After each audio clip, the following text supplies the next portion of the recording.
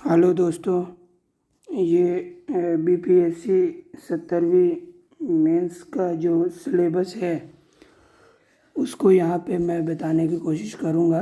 आपको पता ही है 13 दिसंबर को प्रीलिम्स का एग्ज़ाम कंप्लीट हुआ है और तो आगे की तैयारी, मेंस की तैयारी आप लोग कैसे करें, उसका जो सिलेबस है वो क्या है, उसका डिटेल यहाँ पे मैं आपको बताऊँगा। जनरल हिंदी क्वालिफाइंग होता है, जनरल स्टडीज़ पेपर 1 होता है, इसमें जनरल स्टडीज़ पेपर 2। तो जनरल हिंदी क्वालिफाइंग इसका मार्क्स नहीं जुड़ता है। जनरल स्टडीज़ पेपर 1 इसका मार्क्स ऐड होता है, जनरल स्टडीज़ पेपर 2 इसका मार्क्स ऐड होता है और इससे का मार्क्स ऐड होता है।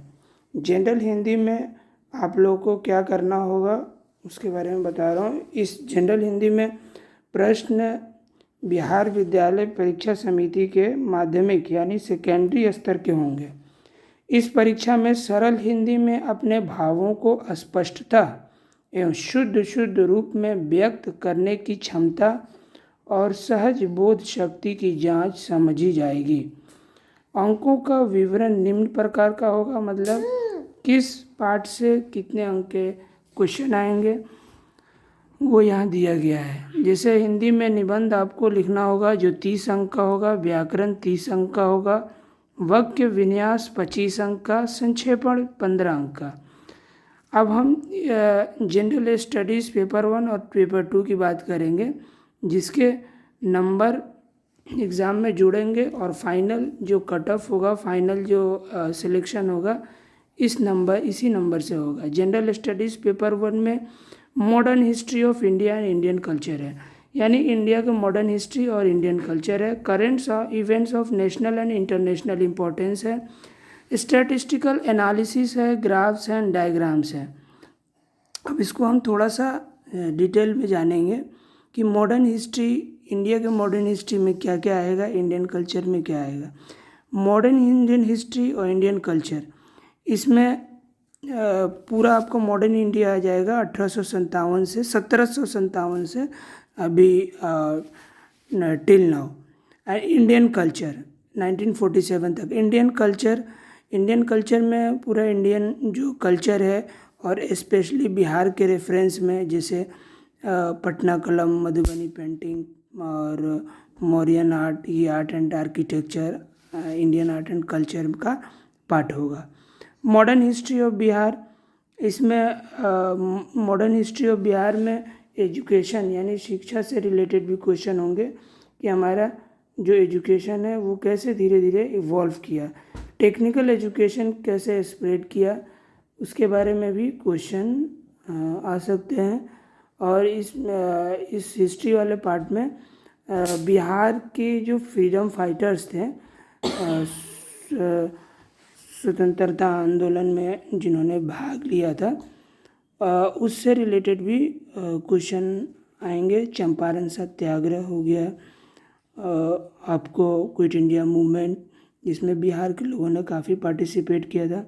संथाल अपराइजिंग, अब जैसे जो अपराइजिंग होते हैं जो ट्राइबल्स के, तो जैसे संथाल, बिरसा मुंडा, इस पे क्वेश्चन आते ही आते हैं। 1857 की जो क्रांति हुई थी उसमें बिहार की क्या भूमिका थी, इनका क्या रोल था बिहार के में, वीर कुंवर सिंह और अमर सिंह का, उसके बारे में। चंपारण सत्याग्रह 1917 उसके बारे में, और क्विट इंडिया मूवमेंट 1942।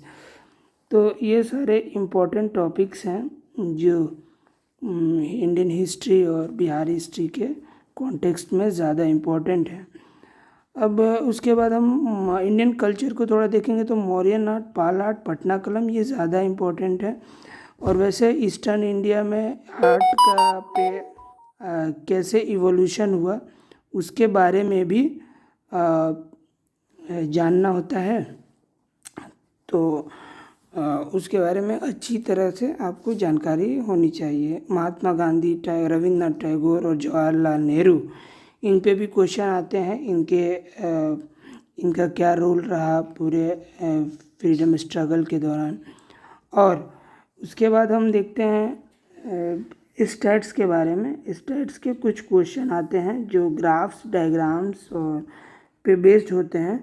उनमें हमें उन डायग्राम्स और ग्राफ्स से कुछ क्वेश्चंस सॉल्व करने होते हैं डायग्राम्स और ग्राफ्स के बेसिस पे। तो ये कुल 300 का होगा। General studies paper 1, general studies paper 2, इसमें इंडियन पॉलिटी, इंडियन इकॉनमी और ज्योग्राफी ऑफ इंडिया और साइंस एंड टेक्नोलॉजी, ये तीनों सब्जेक्ट आते हैं। इंडियन पॉलिटी में लक्ष्मीकांत ज़्यादा इम्पोर्टेंट है। आप उस लक्ष्मीकांत को गो थ्रू कर सकते हैं। इसके मेन टॉपिक्स और प्रीवियस ईयर क्वेश्चंस के को देखते हुए आप उससे लक्ष्मीकांत से आप उसको तैयार कर सकते हैं। इंडियन इकॉनमी और ज्योग्राफी ऑफ इंडिया, तो बेसिकली ये करंट ही बेस्ड होते हैं।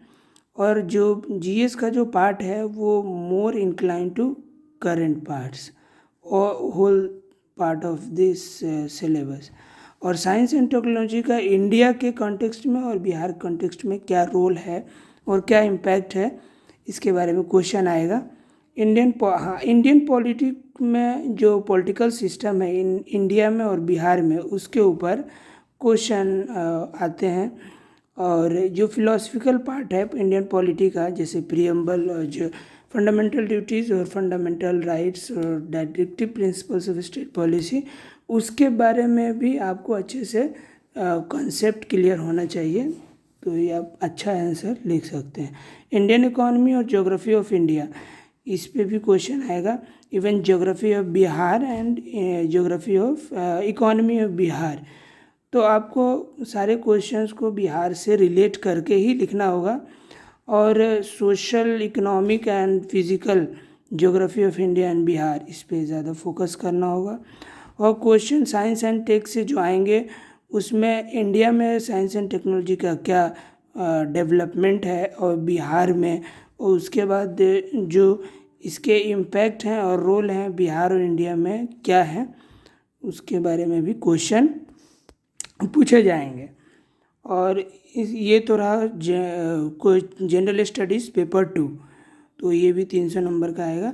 और आपको इससे आता है, इससे के भी मार्क्स जुड़ेंगे। क्वेश्चन ऑप्शनल पेपर 3rd, तो ऑप्शनल पेपर जो 3rd है वो